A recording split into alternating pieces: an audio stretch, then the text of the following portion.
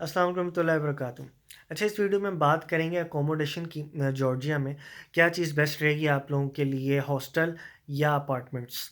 ठीक है, और इनके प्रोज एंड कॉन्स क्या हैं और इनकी प्राइसेस क्या हैं, तो सारी मैं इस वीडियो में आपको बता देता हूँ। अच्छा, सबसे पहले अगर बात करें, अगर कोई न्यू स्टूडेंट आ रहा है ज़िंदगी में, पहली दफ़ा वो घर से बाहर जा रहा है, ठीक है, उसने कभी घर लीव नहीं किया, एफएससी का बच्चा है, उसने एडमिशन ले लिया जॉर्जिया में और वो आ रहा है, तो उसके लिए तो हॉस्टल बेस्ट रहेगा। उसकी काफ़ी सारी वजूहात हैं, जिसमें से पहली वजह ये बनती है कि वो नया-नया आ रहा है। तो जब आप पहली दफ़ा ज़िंदगी में घर छोड़ते हैं ना, तो एक होम सिकनेस होती है, ठीक है? आपकी अटैचमेंट्स होती हैं घर में बहुत ज़्यादा, अपनी सोसाइटी के साथ होती हैं, आपको अपनी जगह के साथ, फैमिली के साथ, ये सारी आपका जो है वो अटैचमेंट्स होती हैं। आप इन सारी चीज़ों को छोड़ के आ रहे होते हो, तो आप काफ़ी इमोशनल होते हो और काफ़ी सेंसिटिव हुए होते हो उस टाइम आप। ठीक है, तो आप बहुत उस टाइम फ़ील कर रहे होते ज़्यादा, और आप इमेजिन करो जब आप ये सारी चीज़ें अपने साथ लेकर आ रहे होगे और आप एयरपोर्ट पे उतरो और आपको जो है घर में जाके फ्लैट मिले और फ्लैट में जाके आपको खाना बनाना पड़े खुद से, क्योंकि फ्लैट में तो आपको इंडिपेंडेंट होना पड़ेगा, आपको खाना भी खुद बनाना है, आपको बिल्स भी खुद पे करने हैं, लॉन्ड्री भी खुद करनी है, क्लीनिंग भी खुद करनी है।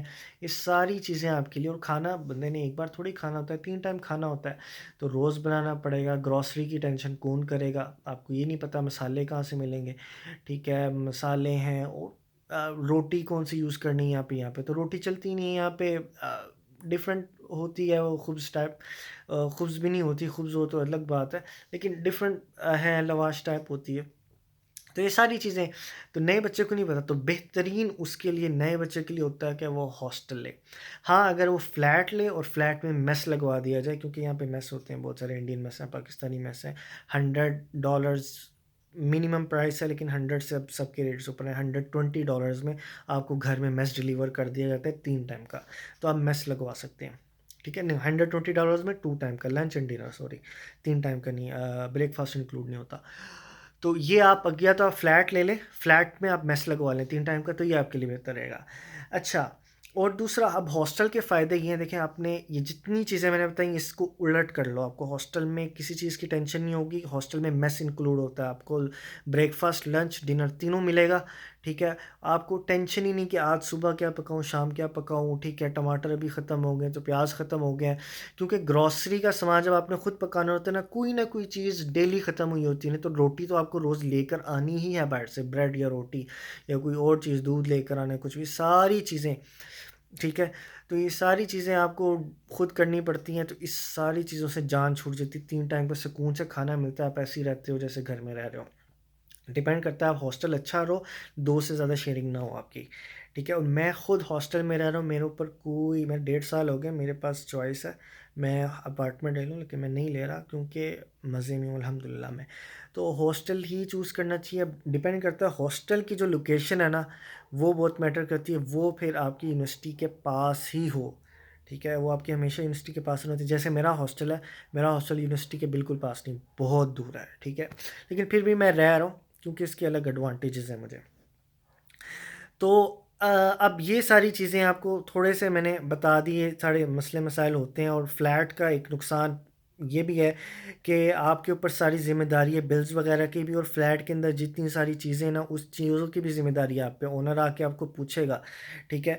और आपको हर महीने जो है वो पैसे देने बनने होते हैं, और अगर आपने कोई भी चीज़ ख़राब कर दी है, वो भी आपके पल्ले पड़ जाती है। मिसाल के तौर पे, अगर आपका कोई वॉशिंग मशीन ख़राब हो गई है, या आपका गीज़र ख़राब हो गया, या आपका कोई माइक्रोवेव ख़राब हो गया, सड़ गया, सारा आपके पेटे पड़ जाएगा, ठीक है? तमाम मामला जो है वो आपको खुद ही हैंडल करने पड़ते हैं।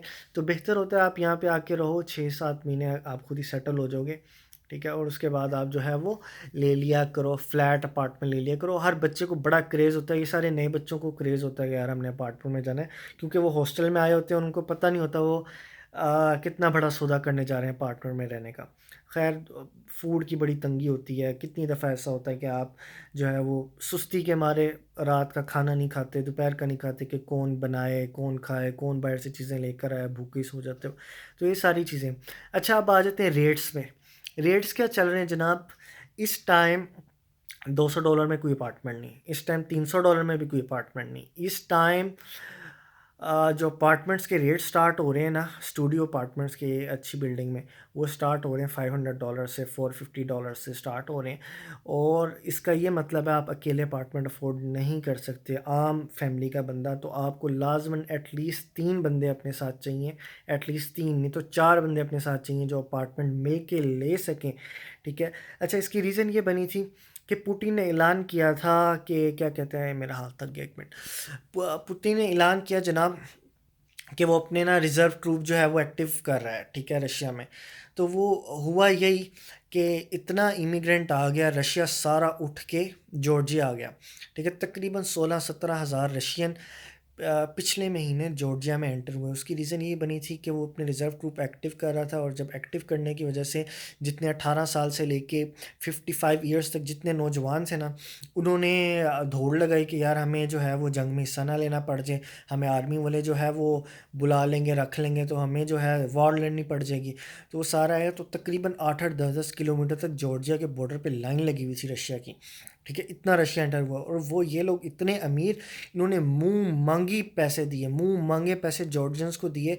इस वजह से रेट, जहाँ $200 का अगर कभी कोई अपार्टमेंट मिल जाता था ना, एक रूम वाला, ठीक है, और अच्छी कंडीशन में $200 में, वो हो गया $500 का। और यकीन जाने, वो $500 का अपार्टमेंट ऐसे आता था कि अभी ऐड लगाया उसने, और उस बंदे को यकीन जानो 100 कॉलें, विदाउट एनी एग्जैजुरेशन 100 कॉल्स रिसीव होंगी उस बंदे को, कि वो 500 वाला अपार्टमेंट फ़ौरन ही, जॉर्जियन होता है, उसने 500 लिखा, इसका मतलब ही 500 में देगा। आपने दोबारा कॉल यू कह रहा, मैं 700 से कम नहीं दे रहा अब, ठीक है। मैंने सोचा तो 500 का था, लेकिन अब मैं 700 का दूंगा। फिर इसी चक्कर में आके जो ऑलरेडी रह रहे थे अपने अपार्टमेंट्स में, उन्होंने जॉर्जियंस हालांकि उनकी तरफ आए, उनके घरों में आए, उनको कहा जनाब अगले महीने से $200 किराया बढ़ रहा है, रहना रहो, नहीं रहना तो खाली करो, ठीक है। तो किराए ऐसे बढ़े जॉर्जिया में। तो इस टाइम अभी तो काफ़ी चीज़ें थोड़ा सा सेटल डाउन हुआ है, इतना सेटल डाउन हुआ है कि आपको कह लो कि 100-200 डॉलर का फ़र्क आ गया, नीचे आ गई चीज़ें। तो अब अपार्टमेंट जहाँ अगर 700 का 1 BHK मिल रहा था, 1 BHK का मतलब होता है कि एक 1 बेडरूम अपार्टमेंट, वो अब तकरीबन अब 500 तक आ गया, अब 500 तक आपको मिल जाएगा। तो अगेन, अब अपार्टमेंट मसला ये होता है आपके साथ रहेगा कैसे, रहेगा कौन, आपको उसमें चूज़ करना पड़ता है अपना, क्या कहते हैं, रूममेट या अपना अपार्टमेंट मेट जो है वो आपको चूज़ करना पड़ेगा, और वो अच्छा होना चाहिए, ठीक है। और वो ऐसा होना चाहिए कि वो आ रहा है जा रहा है, ये नहीं करे कि मैं पाकिस्तान चला गया हूँ तो मैं आपको रेंट नहीं दूंगा, ये वो इस तरह भी करते हैं लोग कि वो रेंट भी दे। तो ये सारी चीज़ें होती हैं। अगर अब आप 3 बंदों ने मिलकर अपार्टमेंट लिया हुआ है, एक की डिग्री हो गई है तो एक जा रहा है, फिर आप अपना एक अपार्टमेंट में ढूंढते हो कि यार कोई और मिल जाए तो रेंट शेयर हो जाए। तो ये सारे मसले होते हैं। तो हॉस्टल में आप इंडिपेंडेंट होते हो, आ रहा है कोई जा रहा है, आपको फ़िक्र नहीं होती अपने रूममेट्स की, कि कोई ज़िम्मेदारी नहीं होती, ठीक है, आपके ऊपर, कि आपके साथ कोई रहे ना रहे आपको फ़र्क नहीं पड़ता, आपने पैसे उतने ही देने। अपार्टमेंट में आपके साथ आपका कोई अपार्टमेंट मेट इधर उधर हो गया, किसी ने मिसाल के तौर पे एक गर्लफ्रेंड बना ली, उसने कहा यार अब मैं अपना अलग अपार्टमेंट ले रहा हूँ, ठीक है, तब भी आप फंसोगे कि यार अब रेंट कौन देगा मेरे साथ में, आप कोई और बंदा ढूंढोगे। तो ये सारी खेचल होती है।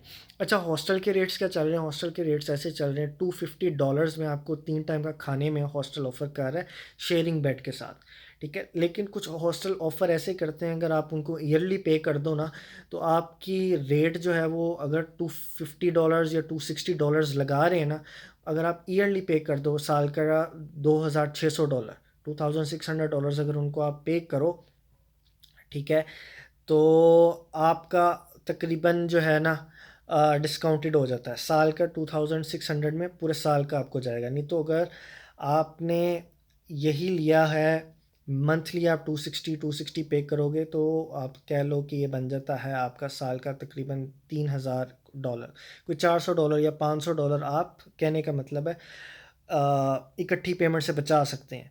तो ये एक स्कीम है, ये मिनिमम रेट है हॉस्टल का, इससे कम हॉस्टल इस टाइम नहीं मिल रहे, ठीक है।